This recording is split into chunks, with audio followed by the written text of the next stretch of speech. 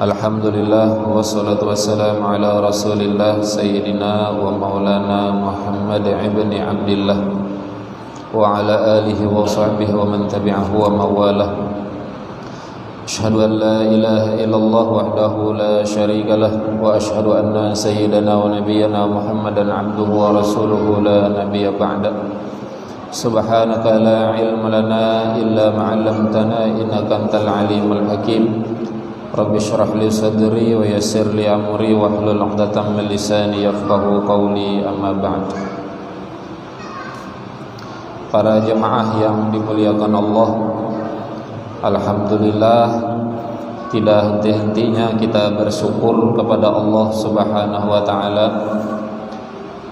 yang telah memberikan kita nikmat sampai saat ini, mulai dari nikmat kesehatan, nikmat umur, nikmat rezeki, nikmat ilmu, dan nikmat yang paling besar yang Allah berikan kepada kita semua adalah nikmat keimanan dan ketakwaan kepada Allah, sehingga kita bisa hadir berangkat ke masjid ini menjalankan perintah Allah dan menuntut ilmunya. Mudah-mudahan ibadah yang kita kerjakan diterima oleh Allah, dan ilmu yang kita dapatkan dapat menyelamatkan kita di dalam dunia ini, terlebih lagi dapat menyelamatkan kita di akhirat nanti. Amin ya rabbal alamin. Salawat dan salam tidak lupa kita sampaikan ke junjungan Nabi kita, Nabi besar Muhammad sallallahu alaihi wasallam, pada para keluarganya, para sahabatnya, para pengikutnya, dan kita semua hingga akhir zaman. Para jemaah yang dimuliakan Allah, kita sambung pelajaran kita di dalam kitab tafsir surah Yasin. Kita ulangi sedikit, yaitu pada ayat 38 sampai 40. Wa syamsu tajri li mustaqarrin laha dzalika taqdirul azizil alim. Dan matahari berjalan di tempat peredarannya. Demikianlah ketetapan yang maha perkasa lagi maha mengetahui. Sebagaimana yang sudah kita jelaskan pada minggu yang lalu, bahwa Allah menciptakan matahari itu beredar sesuai dengan tugasnya yang diperintahkan oleh Allah. Jadi matahari bersinar, matahari beredar, itu tandanya bahwa matahari itu ada yang menciptakannya dan ada yang menggerakkan dan memerintahkannya. Sebagaimana yang kita contohkan, lampu yang hidup malam ini berarti ada yang menghidupkannya, ada yang mengetek lampunya. Tidak mungkin lampu ini hidup dengan sendirinya. Sama juga matahari, dia bersinar terang, tidak mungkin dia bersinar dengan sendirinya. Pasti ada yang menghidupkan. Berarti yang menghidupkannya itu ada wujud. Dia memiliki sifat wujud, ada. Tidak mungkin lampu ini hidup sendiri, hidup sorangan. Malam-malam pamannya jam 12 lewat hidup sorangan lampu, kena mati, kena hidup, mati hidup. Padahal kerida orang di masjid. Pasti kita bertanya-tanya siapa. Nah begitu juga dengan matahari. Pasti ada yang menghidupkannya, ada yang menggerakkannya, ada yang memerintahkannya. Siapa? Yaitu Allah Subhanahu wa ta'ala. Berarti Allah itu ada. Allah itu wujud, dan Allah memiliki sifat ilmu. Dengan ilmu Allah matahari bisa beredar, bisa berputar, bercahaya dengan ilmu Allah. Beredarnya tidak tabrakan dengan planet lain, dengan bintang, tidak tabrakan dengan bulan. Ini kenapa? Karena sesuai dengan ilmu Allah Subhanahu wa taala. Wal qamara qaddarnahu manazila hatta 'ada kal urjunil qadim. Dan telah kami tetapkan bagi bulan manzilah-manzilah, sehingga setelah dia sampai ke manzilah yang terakhir, kembalilah dia bulan itu sebagai bentuk tandan yang tua. Bulan juga diciptakan oleh Allah. Kalau awal bulan tanggal 1 itu bentuknya kecil bulan, kemudian besar-besar sampai pertengahan bulan bulat yang kita sebut dengan bulan purnama. Kemudian mendekati akhir bulan kecil lagi seperti tandan tua, sabit, yang kita sebut dengan bulan sabit. Nah, bulan juga beredar pada tempatnya masing-masing, pada tempatnya masing-masing. Nah, bulan dan matahari ini dijadikan untuk menghitung waktu. Ini kita menghadapi sebentar lagi dalam hitungan hari, menghadapi hari raya Idul Adha. Ini perlu kita sampaikan mumpung ayatnya pas. Bulan dan matahari dijadikan untuk menghitung waktu. Matahari digunakan juga untuk menghitung waktu dan tahun. Disebut dengan tahun Syamsiyah atau tahun Masehi. Kenapa disebut tahun Syamsiyah? Karena perhitungannya menggunakan matahari. Kenapa disebut tahun Masehi? Karena mulai perhitungannya ketika Nabi Isa dilahirkan, Al-Masih, maka disebut tahun Masehi. Kemudian waktu atau tahun yang dihitung berdasarkan bulan disebut tahun Qamariyah atau tahun Hijriyah. Kenapa disebut tahun Qamariyah? Karena dihitung berdasarkan bulan.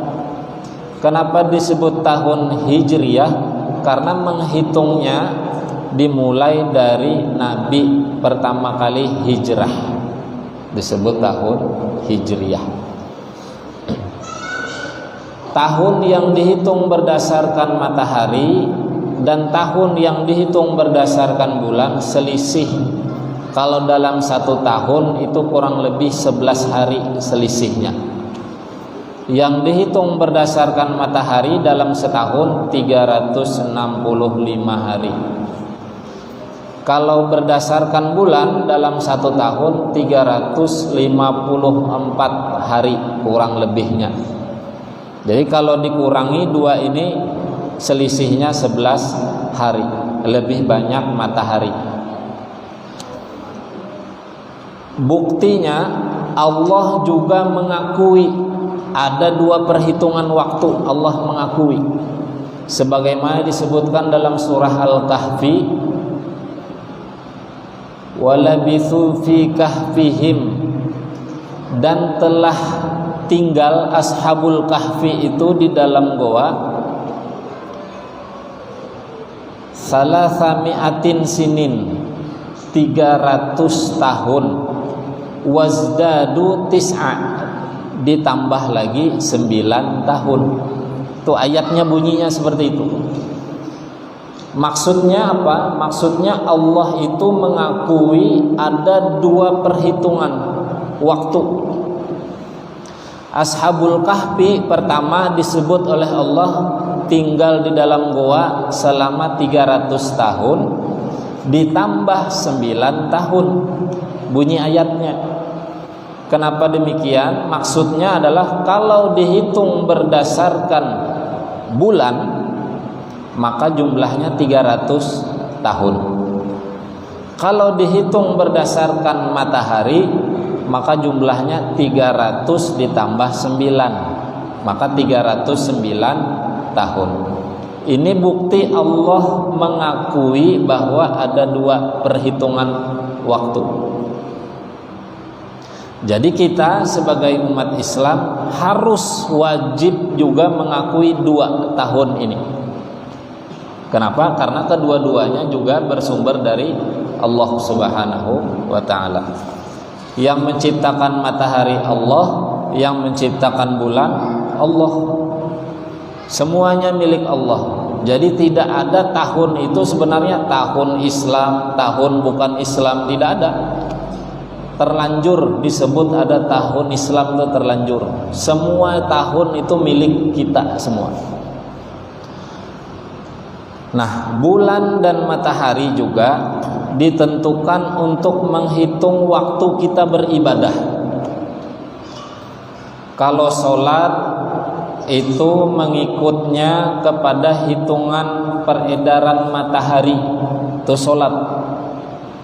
Cuma sekarang ini kita sudah nyaman, ada jam digital, jam bila berbunyi sampai waktu, nyaman sudah. Bahari zaman Nabi sampai zaman Datuk kita bahari belum ada jam digital, belum ada jam yang biasa pun belum ada. Itu menentukan waktu sholat orang bahari itu di tengah lapang, ditajak tihang, ditajak kayu, tajak. Bila matahari persis di atas kayu, tidak ada bayangan sama sekali, maka haram sholat. Belum sampai waktu sholat. Begitu muncul bayangan ukuran 1 kilan, masuk waktu zuhur. Bahari berarti berdasarkan matahari. Bila sudah bayangan itu sampai kurang lebih 2 kilan, masuk waktu asar. Bahari. Wayah ini banyak kada tahu kekanakan menghitung kalau seperti itu. Bahkan kita mau buka puasa kadang-kadang atau habis waktu puasa atau sahur, habis waktu sahur melihatnya indau, apa bahasa Indonesia indau itu cahaya juga lah ya, bebaya-baya muncul warna putih kemerah-merahan daerah timur, berarti habis sudah waktu sahur, masuk subuh. Nah itu orang bahari. Wayah ini nyaman, ada sudah jam. Nah itu berdasarkan matahari menghitung waktu sholat. Kemudian bulan juga kita gunakan untuk menghitung ibadah yang lain. Misalnya puasa Ramadan. Nabi bersabda, sumu li ru'yatihi wa aftiru li ru'yatihi. Puasalah dengan melihat bulan, berlebaranlah atau berbukalah dengan melihat bulan. Perintah Nabi. Maka kita ada ru'yatul hilal, melihat bulan, anak bulan. Hilal itu anak bulan, masih halus, kecil. Nah kalau sudah kelihatan hilalnya, anak bulannya, masuk 1 Ramadan. Begitu juga menghitung bulan-bulan yang lain selain Ramadan, Muharram kah, Safar kah, Rabiul Awal kah, Zulqa'dah termasuk Zulhijjah kah, itu melihat bulan karena perhitungannya berdasarkan bulan. Nah kemarin sudah diinformasikan, diumumkan bahwa tanggal 1 Zulhijjah berdasarkan hasil ru'yatul hilal, berdasarkan perhitungan ru'yah, maka 1 Zulhijjahnya jatuh pada tanggal 1 Juli berdasarkan ru'yah. Berarti kalau 1 Zulhijjahnya 1 Juli, Lebaran Idul Adhanya tanggal 10 Juli. Ini perlu kita sampaikan, cukup waktulah. Di Arab kenapa hari Sabtu Lebaran tanggal 9 Juli? Nah, ini perlu supaya ada ilmunya nih, supaya tahu. Sebab kita ini kadang-kadang menyalahkan itu tidak ada dasarnya. Bepander tuh hanya kosong. Oh, salah ini, bujur sana. Oh, sana salah, yang bujur sini. Tunggu dulu, kita cek dulu dalilnya apa, maka terjadi perbedaan. Ini supaya kita bisa menerima perbedaan. Pertama, urusan melihat bulan, ru'yat. Dalam hadis riwayat Imam Muslim, ada salah seorang yang bernama Quraibi ini diutus untuk menemui Khalifah Muawiyah di negeri Syam, karena Khalifah gubernur Syam itu saat itu Muawiyah. Waktu diutus sampai di sana, Quraibi ini dan Muawiyah beserta penduduk Syam saat itu melihat hilal, melihat anak bulan. Waktu itu harinya hari Kamis malam Jumat. Hari Kamis malam Jumat. Maka penduduk Syam saat itu mereka malamnya tarawih, besoknya puasa.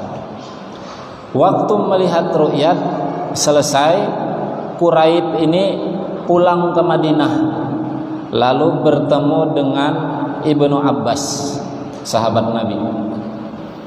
Kata Ibnu Abbas bertanya dengan Quraib, apakah di Syam sana engkau melihat hilal? Dijawab oleh Quraib, iya, saya dan Muawiyah dan penduduk Syam melihat hilal. Maka kami berpuasa, penduduk Syam berpuasa hari Jumat. Lalu kata Ibnu Abbas, kami di Madinah melihat hilalnya hari Jumat malam Sabtu. Beda. Lalu ujar Ibnu Abbas, maka kami berpuasanya mulainya hari Sabtu. Syam hari Jumat, Madinah hari Sabtu. Lalu si Quraib ini penasaran, bertanya dengan Ibnu Abbas, kenapa tidak mengikuti Muawiyah yang berada di Syam? Apa kata Ibnu Abbas? La, tidak. Hakadha amarona Rasulullah sallallahu alaihi wasallam. Ini hadis sahih riwayat Imam Muslim. Tidak, kata Ibnu Abbas, seperti inilah Rasulullah memerintahkan kami. Ibnu Abbas, bayangkan, sesama sahabat berbeda. Di Syam satu, di Madinah satu. Kata Ibnu Abbas, seperti inilah Rasulullah mengajarkan kami. Ibnu Abbas menjaminkan Rasulullah, artinya memang itu betul-betul ajaran Rasulullah, bahwa melihat bulan itu masing-masing negeri daerahnya. Nah, kita di Indonesia melihatnya 1 Zulhijjahnya tepat 1 Juli. Di Arab 1 Zulhijjahnya berarti akhir Juni. Ya kalau akhir Juni, maka selisih 1 hari. Nah, karena ini keputusan hasil ru'yat, maka negara mengeluarkan keputusan pengumuman bahwa Idul Adha di Indonesia jatuh pada hari Minggu tanggal 10. Lalu ada yang bertanya, bagaimana dengan puasa tarwiyah tanggal 9 Zulhijjah? Puasa tarwiyah itu kan pas wukuf di Arafah. Iya kalau itulah. Kalau kita puasa hari Sabtu, orang di Arab wukufnya hari Jumat, lepas waktu, kata sebagian orang. Begitu. Nah, lalu kita cari asal usul dalilnya bahwa Idul Adha, hari raya haji itu sudah diperintahkan oleh Allah pada tahun kedua Hijriah. Sementara ibadah haji baru diperintahkan pada tahun ke-6 Hijriah. Nabi sudah puasa tanggal 9 Zulhijjah itu pada tahun kedua Hijriah, sudah lebih dulu, sebelum perintah ibadah haji. Artinya puasa tanggal 9 Zulhijjah itu tidak mesti bertepatan dengan wukuf di Arafah. Pahamlah? Karena perintah haji itu selisihnya 5 tahun daripada perintah ibadah Idul Adha, hari raya haji. Paham gak? Nah, lalu bagaimana sikap kita? Nah, sikap kita nih, tadi kan sudah nih dalil-dalilnya. Lalu sikap kita seperti apa? Bagusnya kita mengikuti pemerintah. Ati'ullah wa ati'ur rasul wa ulil amri minkum. Di dalam Al-Quran itu ada ayat muqayyadah, ada ayat mutlaqah. Ayat muqayyadah itu yang tidak bisa diganggu gugat. Sementara mutlaqah itu masih ada toleransi. Sisa 2 menit. Ati'ullah wa ati'ur rasul itu muqayyadah. Artinya kita wajib sudah taat Allah dan taat Rasul, tidak bisa diganggu gugat. Itu muqayyadah namanya. Sementara wa ulil amri, taat kepada pemimpin, pemerintah, itu ayat mutlaqah. Maksudnya tergantung pemimpin kita ini benar apa tidak. Kalau benar kita ikuti, kalau tidak jangan. Itu mutlaqah namanya. Nah, keputusan hari raya Idul Adha kembali kepada kita masing-masing. Yang penting dalilnya sudah jelas. Namun kita wajib mengambil keputusan secara hukum fikih, itu harus wajib, jangan ragu. Harus yakin. Yang mana kita yakin? Yang yakin hari Sabtu silahkan. Mau lebaran hari Sabtu, cari masjid yang lebaran hari Sabtu. Masjid di sini hari Minggu lebarannya. Karena mau 2 kali di sini lebaran, diadakan juga umpamanya Sabtu lebaran, Minggu diadakan juga, nyanyok kena. Nah, kita mengambil keputusan masjid di sini lebaran hari Minggu. Yang hendak lebaran hari Sabtu silahkan cari masjid yang lain. Yang penting kita tetap dalam kebersamaan walaupun berbeda dalam keragaman. Nah, kita tetap bersaudara, sama aja, jangan menyalahkan yang sana bujur, yang ini salah, yang sini bujur sana, jangan. Kita sama-sama aja sesuai dengan keyakinan. Lagian ibadah sholat Idul Adha itu ibadah sunnah, lain wajib juga. Kada usah kita bertengkar berkelahi, itu kada usah. Kadang aku jar sembahyang ke situ, ampih sudah, situ hari raya hari Minggu. Jangan. Ini soal ibadah sunat aja, jangan. Yang penting kena saat menyembelih kurban, nah yakin tetap kumpul aja semua insyaallah. Masalah sembahyang berbeda kada bapak lah. Ulun yakin bila sudah sapi datang itu terkumpul kena insyaallah.